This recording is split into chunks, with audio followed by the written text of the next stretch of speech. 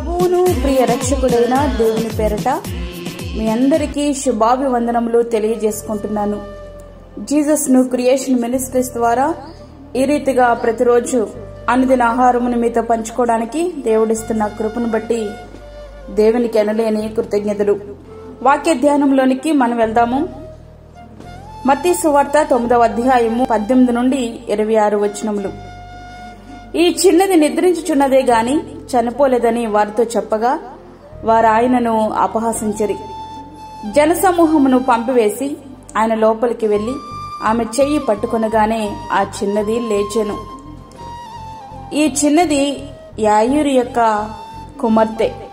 యాయీరు అనేటువంటి అతను ఒక అధికారి. ప్రభువుకున్న అధికారం తన వంటిది కాదని అతడు గ్రహించాడు. దేవుని యొక్క అధికారమునకు లోబడి ఒప్పుకుని ప్రభువును బ్రతిమాలుతున్నాడు. నా కుమార్తె చనిపోయింది, ఆయనను నీవు వచ్చి నా కుమార్తె మీద చెయ్యి వేస్తే ఆమె బ్రతుకుతుంది అని దేవుణ్ణి ప్రార్థించాడు. ఈ మాటలు చూస్తుంటేనే మనకేమర్థమవుతుంది?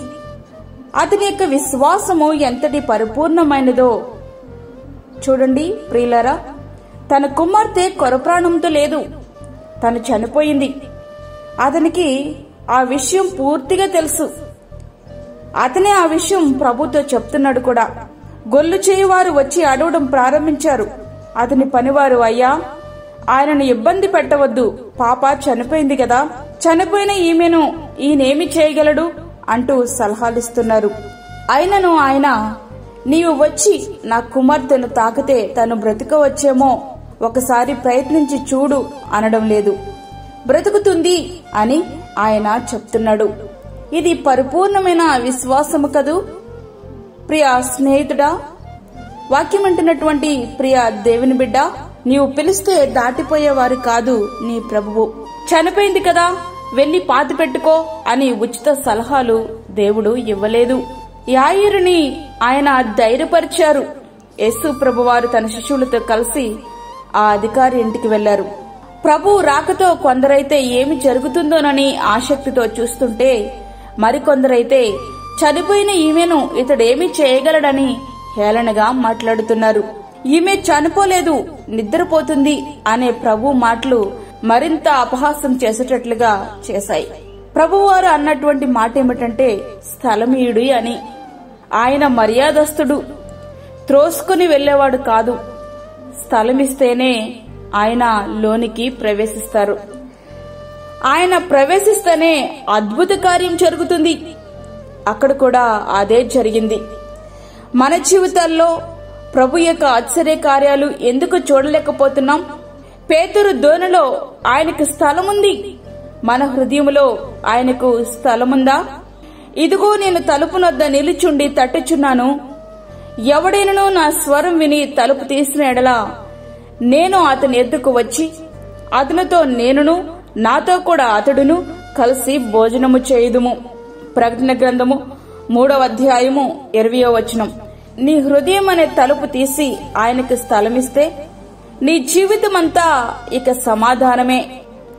ఆయన మహిమను నువ్వు కళ్ళారా చూస్తావు, అనుభవిస్తావు కూడా. చనిపోయిన యాయీరు కుమార్తెను బ్రతికించినటువంటి ప్రభువు.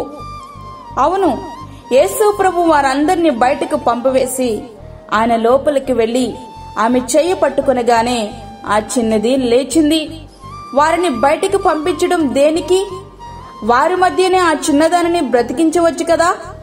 ఎందుకు పంపించారటే, ఆయనను ఎగతాళి చేసిన వారు ఆయన కార్యములోని మహిమను చూచే అర్హతను కోల్పోయారేమో.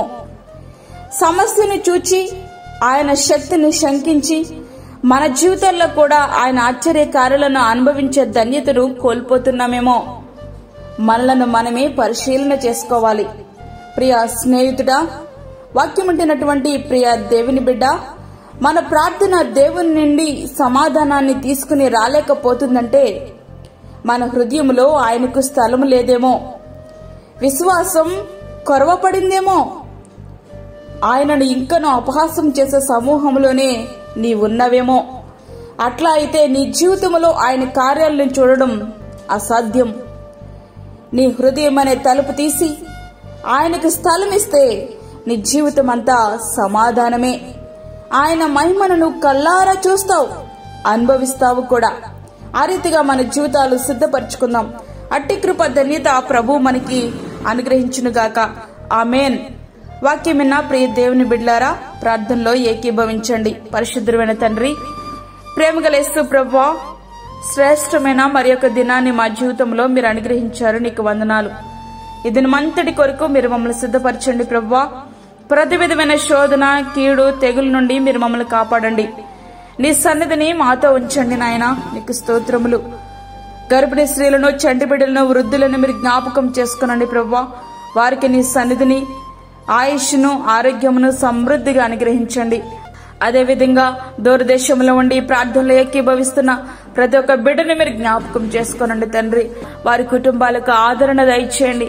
వారి కుటుంబాలకు మీరు తోడుగా ఉండండి ప్రభువా. నీకు స్తోత్రాలు చెల్లించుకుంటున్నాను. మా దేశ నాయకులను, రాష్ట్ర నాయకులను మీరు దర్శించండి.